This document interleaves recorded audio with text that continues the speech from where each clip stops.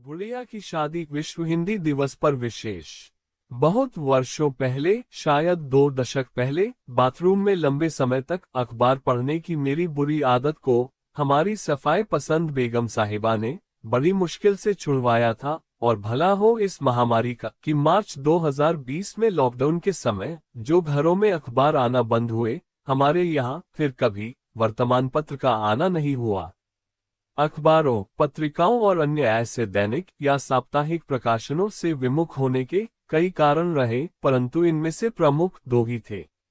एक तो इधर इंटरनेट के माध्यम से लगभग सभी जानने योग्य खबरें पढ़ने, देखने या सुनने को मिल ही जाती थीं। दूसरे, इन प्रकाशन एवं प्रसारण माध्यमों की संख्या, उपलब्धता एवं आकार परिमाण में जितनी तेजी से बढ़ोतरी हुई, उससे कहीं अधिक तेजी से उनमें प्रकाशित साहित्यिक, मौलिक एवं समाचार योग्य सामग्री में कमी आई। इसके चलते पिछली सदी के अंतिम दशकों में इन समाचार माध्यमों के प्रकाशन में जो विज्ञापन प्रदत्त व्यापारीकरण देखा गया था, वह अब अपनी चरम सीमा पर देखा जाने लगा। उदाहरण स्वरूप, देश के कई प्रमुख समाचार पत्रों में मुखपृष्ठ या तो तीसरे पन्ने पर होता है, पहले 2 पन्ने पूरे पेज के विज्ञापनों से सुशोभित होते हैं, या फिर पूरी तरह विज्ञापनों से भरा रहता है। भीतर तो सभी पन्ने विज्ञापनों की ही किसी प्रदर्शनी समान होते हैं। इसके अलावा इन माध्यमों के व्यापारीकरण की एक और इंतहा तब से हुई जब से इन पर देश दुनिया के प्रमुख धनाढ्य एवं रसूखदार उद्योगपतियों का स्वामित्व स्थापित हुआ। अब इन माध्यमों की जुबान का भी व्यापारीकरण हो गया। ये लोग अब अपने आकाओं के आकाओं की जुबान में बात करने लगे। अब कोई भी खबर पसंद, मनोरंजन पसंद या साहित्यिक मान कैसे, कब तक और क्यों इन माध्यमों से अवधारणा एवं दुराग्रह ग्रसित मंशाओं का प्रसारण या प्रकाशन सहन करेगा। अपना पैसा देकर कोई किसी और की मनमर्जी का सुनना, देखना या पढ़ना आखिर क्यों बर्दाश्त करेगा? इतने पागल तो भैया हमारे लोग अब तक तो नहीं हुए हैं। एक बहुत बड़ा परिवर्तन देखा जा रहा है, जो संभवतः पहले भी रहा होगा, पर माध्यमों की अनुपलब्धता के चलते शायद इतना स्पष्ट नहीं दिखाई या मालूम पड़ रहा था। और वही ये कि आप कोई भी कार्य की, उसकी गुणवत्ता की या उसके सामरिक महत्व की बात नहीं करता, किसने किया, कितनी सरलता या मुश्किलों से किया और सबसे पहले किया, केवल हमने किया इत्यादि पर ही सारा जोर रहता है। कार्य बेचारा किसी निश्चल सीढ़ी की पायदान सा बनकर रह जाता है, जिस पर चढ़कर श्रेय लेने की होड़ में अनेक नेतृत्व विरहित प्रमुख अपनी लोकप्रियता की रोटियां सेकने में लगे रहते हैं। कई बार तो कार्य होता ही नहीं, ऐसे कार्य विमुख लोग इतने कुशल हो चुके हैं कि बिना कार्य को अंजाम दिए उसकी घोषणा मात्र से ही ये मौकापरस्त लोग उसके संपूर्ण श्रेय को अपना बताते हुए फंस कर जाते हैं, डकार तक नहीं लेते। खैर साहब, बात समाचार माध्यमों की हो रही थी। हाँ, छोटे शहरों में कई वर्षों पहले तक कुछ स्थानीय खबरें महत्वपूर्ण हुआ करती थीं, जैसे विदेश गमन, जन्मदिन, स्नातक या स्नातकोत्तर उपाधि पाना या शोकसभा से संबंधित समाचार प्रमुखता से छपवाए और पढ़े जाते थे।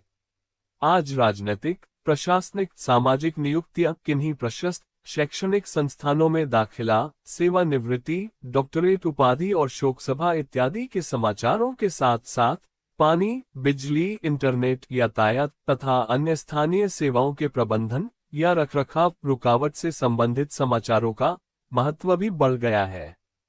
कई घरों में समाचार पत्र केवल इन्हीं कारणों से लिए जाते हैं, देश विदेश के समाचारों से इन्हें कोई वास्ता नहीं होता।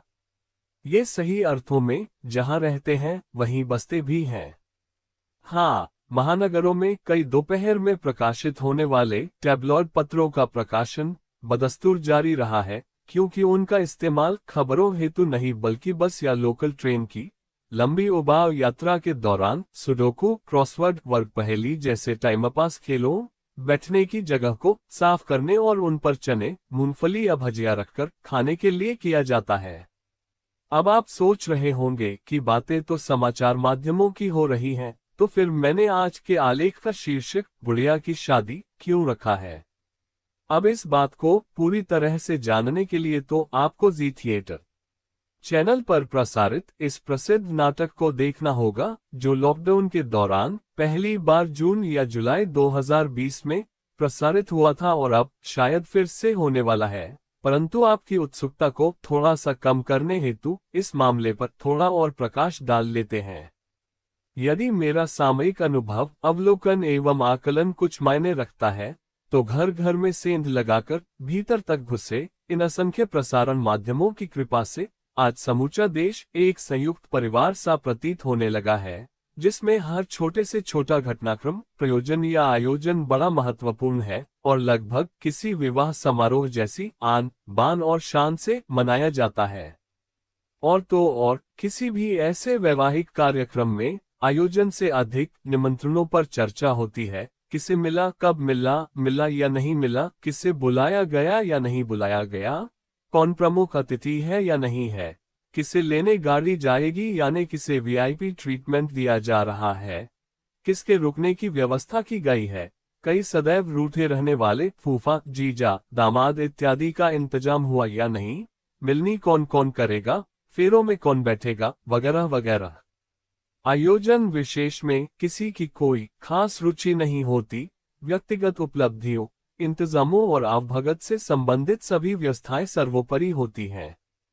हर आयोजन एक सम्मान परीक्षण सा होता है। किसका बड़ा, किसका घटा, सभी की इस पर पैनी नजर होती है।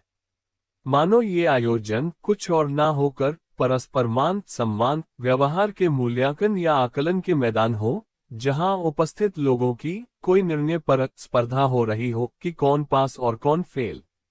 अब जब इन्हीं बातों को प्रमुखता दी जाती है, तो यही उस घड़ी की खास खबरें बनकर प्रसार माध्यमों पर छा जाती है, आपके दिलो दिमाग पर छा जाती है, और ना होते हुए भी आपको लगने लगता है कि जैसे हर आयोजन आप ही के आंगन, प्रांगण या दालान में हो रहा है और आप भी उसमें कोई न कोई भूमिका निभा रहे हैं। आप या तो वर या वधू पक्ष से हैं और या जो हो रहा है उससे खुश या नाखुश हैं। ऑलमोस्ट लाइक बेगानी शादी में अब्दुल्ला दीवाना। इसलिए मेरी अपनी राय और अनुभव में आज मैं स्वतः से खबरों से दूर रहता हूं और जिन समाचारों की मुझे खबर होनी चाहिए, वो किसी न किसी माध्यम से मेरी टोह लेती हुई मेरे मन के दरवाजों पर दस्तक दे ही देती हैं। वैसे मैं इनसे दूर रहकर कुछ भी मिस नहीं कर रहा हूँ, उल्टे इन सभी केवल समय को बर्बाद करने वाले, मन को अनचाही दिशा में ले जाने वाले और स्वार्थी दुर्भावनाओं से ग्रसित कार्यक्रमों की नाटिका प्रस्तुत करने वालों को दूर रख पाने से मैं अपने आप को काफी खाली, हल्का और स्वतंत्र अनुभव कर रहा हूँ। बहुत खुश हूँ कि मैं इनके चंगुल से मुक्त हूँ। गुड़िया की शादी जब आपको मौका मिले अवश्य देखिएगा, और यदि देखे हैं तो सीन याद करके हंसिएगा कि घर में शादी हो या समाज में भंडारा, मंच बदल जाता है, चरित्र और संवाद लगभग वही रहते हैं। आज 10 जनवरी को विश्व हिंदी दिवस है। आप सभी को इस अवसर पर हार्दिक बधाई, अभिनंदन एवं अनेकानेक शुभकामनाएं। आइए हम सभी इसे मनाते समय इस बात का विशेष ध्यान रखें कि हम लोग इस सरल, सकल, सुगढ़, सुंदर, सुमधुर भाषा का प्रयोग प्रभावी सृजन हेतु करें, किसी के स्वार्थी मंतव्य को आगे बढ़ाने हेतु कदापि न करें। हम सभी के साहित्यिक, रचनात्मक एवं सामान्य जीवन में बड़ी माँ यानी हिंदी भाषा का आशीर्वाद, अनुराग, स्नेह एवं सानिध्य निरंतर बना रहे। चिर कृतज्ञ, नितिन। गुड़िया।